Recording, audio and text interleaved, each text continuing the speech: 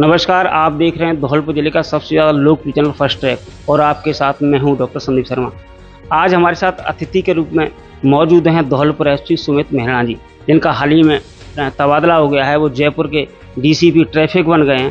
Sir, पहले तो आपको बहुत बहुत शुभकामनाएं। आप जयपुर जैसी राजधानी में आपको सरकार ने एक बड़ी जिम्मेदारी दी, ऐसी जिम्मेदारी दी है जिसको काबिल अफसरों को दिया जाता है, उसके लिए आपको बहुत बहुत बधाई। थैंक यू वेरी मच, बहुत बहुत धन्यवाद। और मेरे लिए हमेशा हर असाइनमेंट बहुत इंटरेस्टिंग होता है, मैं हर काम को बहुत शिद्दत से करता हूँ, तो बहुत बहुत धन्यवाद उस चीज़ के लिए। सबसे पहला सवाल तो सर मेरा यही है, आप धौलपुर के करीब 1.25 साल से एसपी हैं, तो हर अफसर की अलग अलग तरह की धारणाएं होती है। हर अफसर अपने तरीके से चीज़ों को आंकता है, मापता है, नापता है। तो आप धौलपुर के बारे में क्या कहना चाहोगे? धौलपुर कैसा है? धौलपुर के लोग कैसे हैं? यहाँ की स्थितियाँ कैसी हैं? धौलपुर के लोग बहुत ही अच्छे हैं, मतलब बहुत, मैं देखिए जो इमेज बनी हुई है कि डकैत, और वो एक पार्ट है, वो थे और अब ख़त्म हो चुके हैं। बट सेकेंडली धौलपुर के लोग बहुत लगाव करते हैं और बहुत विश्वास भी करते हैं। मैंने कई बार देखा कि सिर्फ मेरे एक बार बोलने पे लोगों ने बहुत ज़्यादा समर्थन दिया।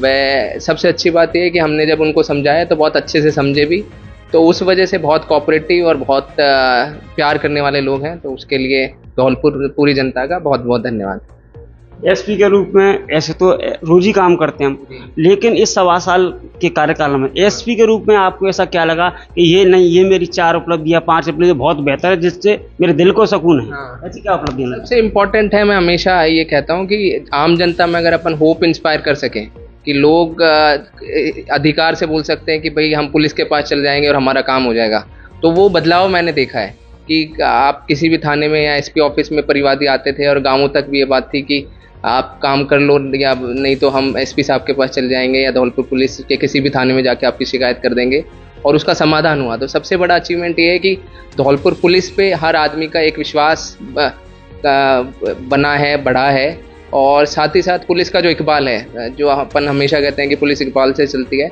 वो लगातार बढ़ता रहा है। और जहाँ पहले बहुत तैयारी के साथ जाना पड़ता था, अब एक सिपाही जाके वहाँ कार्रवाई को अंजाम दे सकता है, तो वो पुलिस का इकबाल एक बहुत इंपॉर्टेंट चीज़ है। तीसरा जो है वो यही है कि हमने जो भी छोटा मोटा क्राइम डेवलप हो रहे थे, जैसे साइबर क्राइम चालू होने लग गया था, ड्रग्स हो गया था, तो उसको हमने चालू होने से पहले ही ख़त्म कर दिया। तो वो इसलिए बहुत इंपॉर्टेंट होता है कि अपन इस पे विजिलेंट रहें। तो साइबर क्राइम के जैसे पिछले साल हमने 30-32 जो लोग यहाँ पे चालू हो गए थे उनको बंद कर दिया था, ड्रग्स में 30-35 लोग जो चालू हो गए थे उनको बंद कर दिया। तो ये कुछ मेजर अचीवमेंट्स हैं।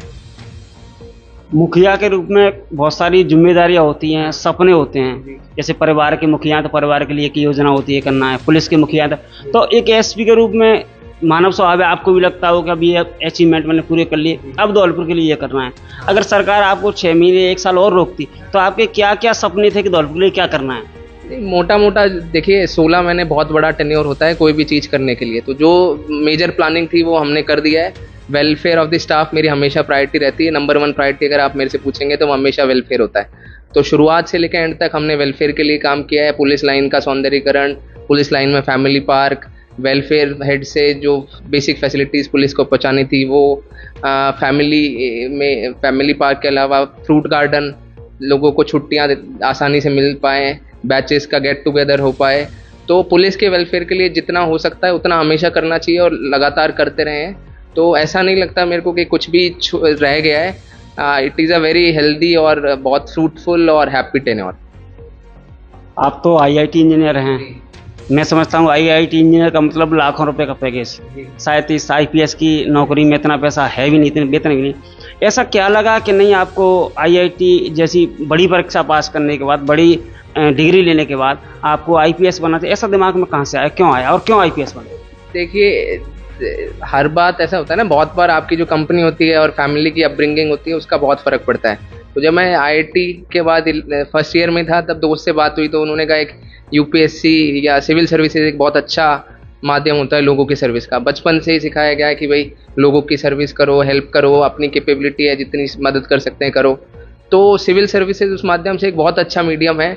जब कोई भी आदमी आता है और जिसको आप देखते हैं कि मदद की आवश्यकता है और आपके पास वो पावर है या आपके पास वो टूल्स हैं जिसके थ्रू आप उसको हेल्प कर सकते हैं, तो उसके जो सेटिस्फैक्शन है, उसकी जो आप उसका गम मिटा सकते हैं, उसके चेहरे पे खुशी ला सकती है, ये पैसे में नहीं खरीदी जा सकती। तो वो जब डेली बेसिस पे हम देखते हैं, और इसीलिए आप देखेंगे कि ज़्यादा से ज़्यादा फोकस यही रहता है कि परिवादियों को सुना जाए, उनकी समस्या का निवारण किया जाए। और इसी वजह से आप जो देख पा रहे हैं कि धौलपुर में जनता का विश्वास है पुलिस के प्रति, मेरे प्रति लगाव जो है वो इसी वजह से है। तो हर चीज़ पैसे में नहीं तोलनी चाहिए, कुछ चीज़ें जो हैं भावनाएं, अपन सब मनुष्य हैं, और आप किसी को अगर खुश कर पाते हैं, कलाम साहब की एक बहुत इंपॉर्टेंट फिलॉसफी है वो व्हाट कैन आई गिव, कि मैं क्या दे सकता हूँ। इकट्ठा तो कोई भी कर सकता है, क्या ले सकता है, तनख्वाह या कुछ और, वो एक पार्ट है, लेकिन मैं क्या दे सकता हूँ। तो मैं मेरा टाइम या मेरी एनर्जी या एफर्ट दे के किसी को होप दे सकता हूँ, किसी को खुशी दे सकता हूँ, वो अनमैचेबल है, वो किसी भी चीज़ में नहीं खरीदी जा सकती।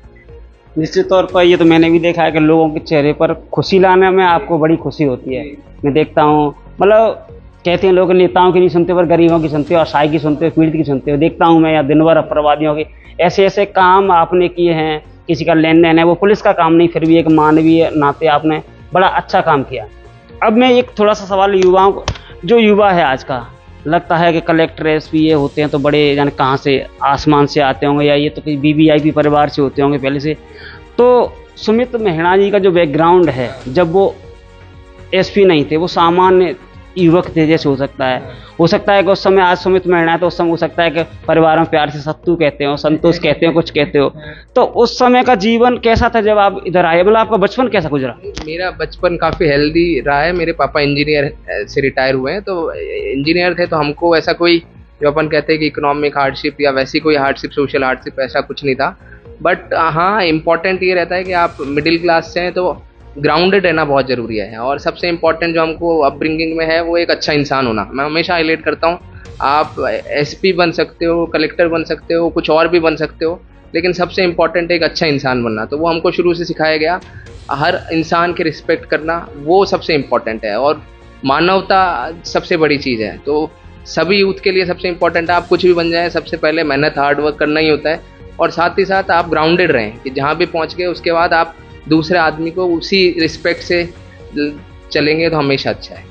सर थोड़ा सा हमारे युवाओं को बताएं, हमारा चैनल बिल्कुल लोग गांव-गांव देखते हैं, 2.5-3 बहुत बड़ा दर्शक है, कि जो मतलब शुरुआत ही आपका था जब आप तैयारी कर रहे थे, मतलब आपका जो बचपन की पढ़ाई लिखाई किस तरह की रही, किस लेवल की रही, लालन पालन किस लेवल का रहा, ताकि और युवाओं को भी थोड़ा सा मोटिवेशन। मैंने आपको वही बताया, मेरे पापा इंजीनियर हैं, तो ट्रांसफर्स होते रहे। पहले मेरी स्कूलिंग सूरतगढ़ से चालू हुई, सूरतगढ़ के बाद खेतड़ी, खेतड़ी के बाद झालावाड़, झालावाड़ के बाद कोटा।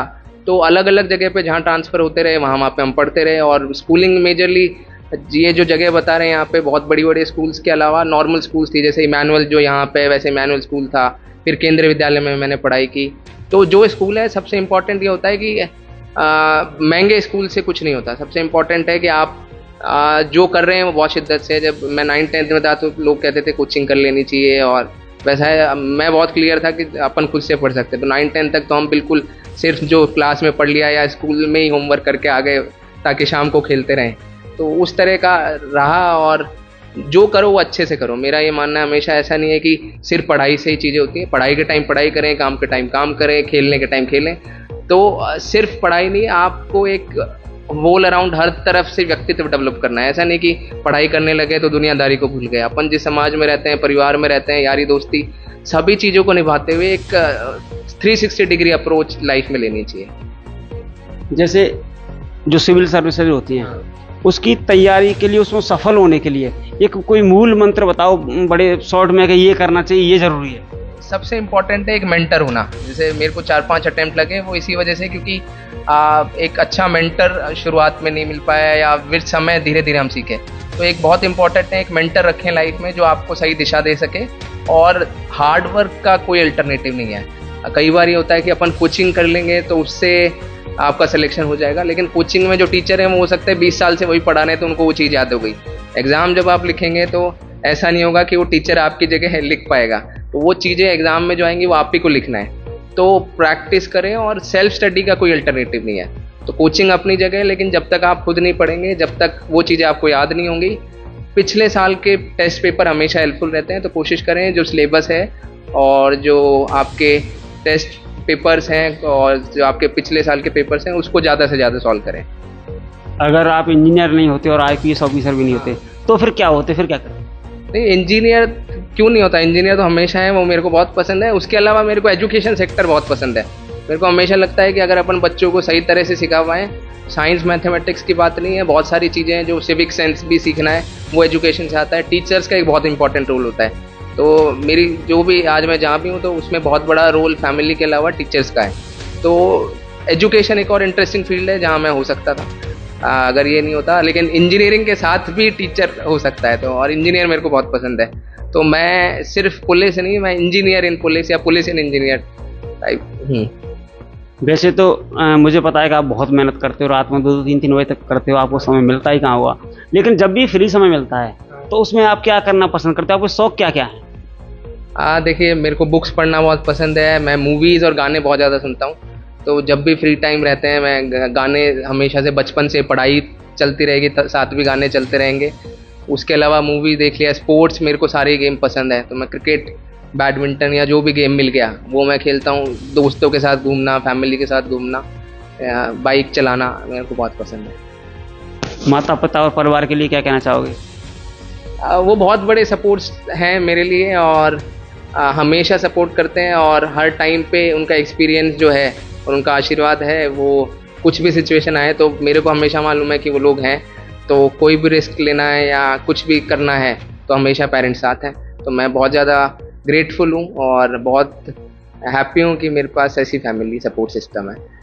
एक बचपन था, खेलना कूदना मस्ती, कोई जिम्मेदारी नहीं, कोई टेंशन नहीं। एक अब ये है IPS जैसे बोलना सर, यस सर, जी सर, और यही होता रहता है दिन भर। गनमैन, ड्राइवर, बिल्कुल फुर्सत नहीं, सब कुछ है लेकिन फुर्सत नहीं।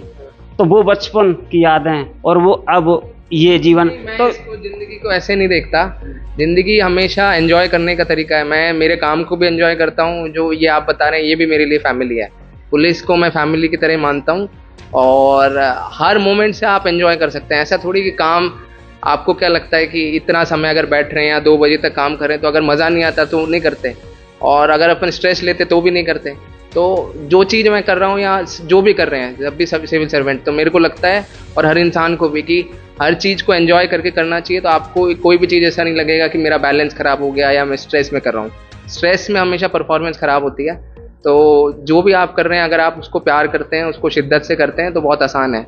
तो ये अपने को लगता है ना कि विरोधाभास जो है वो होगा ही नहीं, क्योंकि आपको काम करने में भी मज़ा आ रहा है और फैमिली के साथ भी मज़ा आ रहा है। तो फैमिली को ये है कि ऑफिस से जैसे फ्री हुए तो फैमिली के साथ मज़े किए, ऑफिस में आ गए तो ऑफिस का स्टाफ है उसके साथ परिवादी है, परिवादियों के साथ मज़े किए। तो देखने का नज़रिया है ज़िंदगी, तो वो हमेशा इस तरह से रखना चाहिए कि आप खुश रहें और जो कर रहे हैं उसमें खुश रहें और अपनी 100% दें। धौलपुर पुलिस का बड़ा लवाजमा है सबको, तो आप मन की बात कह नहीं सकते। तो जाते जाते धौलपुर पुलिस को क्या मैसेज देना, क्या संदेश देना, कुछ क्या बताएं? नहीं, वो धौलपुर पुलिस को अच्छे से पता है कि लोगों की सेवा करनी चाहिए और वो कर रही है। कई बार क्या है कि कुछ जो नेगेटिव इंसिडेंट्स होते हैं उससे पूरा पुलिस पे वो क्वेश्चन मार्क लगते हैं, लेकिन सिस्टम तभी चल रहा है, तभी फ्लरिश कर रहा है, लोगों को इतना विश्वास तभी है, तब सब मिलके कर रहे हैं। एक आदमी कभी भी कोई भी चीज़ बदलाव नहीं ला पाता। तो धौलपुर पुलिस बहुत अच्छे से सपोर्ट दिया और मेरे को पूरा भरोसा है कि मेरे बाद भी विकास आंगवान सर आ रहे हैं, बहुत अच्छे ऑफिसर हैं, वो धौलपुर पुलिस के साथ मिलके जो जनता की सेवा है वो लगातार करते रहेंगे। एक सर आखिरी सवाल है, धौलपुर के युवाओं के लिए क्या कहना चाहोगे? मैं यही कहना चाहूँगा कि सबसे इम्पॉर्टेंट है हार्ड वर्क और एक सपना देखना। अपन कई बार एक डायरेक्शन लेस होके चलो भीड़ में चलना है, भीड़ में चलनी है, वीडियो बनाने हैं, किसी के साथ बैठ के किसी ने कट्टा घुमा दिया तो दूसरा भी उसके साथ लेके घूम रहा है। तो लाइफ में राइट रोल मॉडल्स रखें, कि सही मार्गदर्शन रखें, किसको आप अपना मेंटर रोल मॉडल मानते हैं वो मान के वो क्या करना चाह रहे हैं वो आप करें। तो आप एक डायरेक्शन के साथ काम करेंगे तो आप सही डायरेक्शन पकड़ लेंगे तो ज़िंदगी में बहुत यूथ के पास पोटेंशियल है, आप बहुत अच्छा काम करके सक्सेसफुल श्योर होंगे। तो एक सही डायरेक्शन पकड़ के और एक सही कंपनी। बहुत बार ऐसा होता है कि आप अच्छा काम कर रहे थे लेकिन आपको गलत संगति मिल गई और उस वजह से आप गलत दिशा में चले जाते हैं। तो जहाँ मौका मिले समाज के लिए कुछ करें, देश के लिए कुछ करें, दुनियादारी की नहीं सोच के अपन अपनी गारंटी ले लें कि मैं मेरी तरफ से 100% दूंगा और कुछ भी गलत नहीं करूंगा, देश के समाज के किसी भी तरह से काम करूंगा। तो हर चीज़ के लिए पैसे की आवश्यकता नहीं होती। आपको किसी की मदद करनी है तो आप किसी को छोटी सी मदद भी कर सकते हैं कि भाई आज मैं श्रमदान करूंगा, आज मैं कचरा जो है वो साफ करूंगा, आज मैं किसी को पानी पिला दूंगा, मेरे पुराने कपड़े वो मैं किसी को डोनेट कर दूंगा। तो हर चीज़ में पैसे की आवश्यकता नहीं है, श्रमदान इक्वली गुड कंसेप्ट है। तो आप किसी भी तरह से आप ये सोचें कि मैं समाज को या किसी और को क्या दे सकता हूँ, और जितना आप किसी को देने आप प्रैक्टिस करेंगे उतना ज़्यादा आप खुश हो जाएंगे। बहुत बहुत धन्यवाद सर, आपने आज मतलब लास्ट वर्किंग डे है तो बहुत लोग आ रहे हैं, आपने समय दिया। तो ये थे धौलपुर एसपी सुमित मेहरा जी।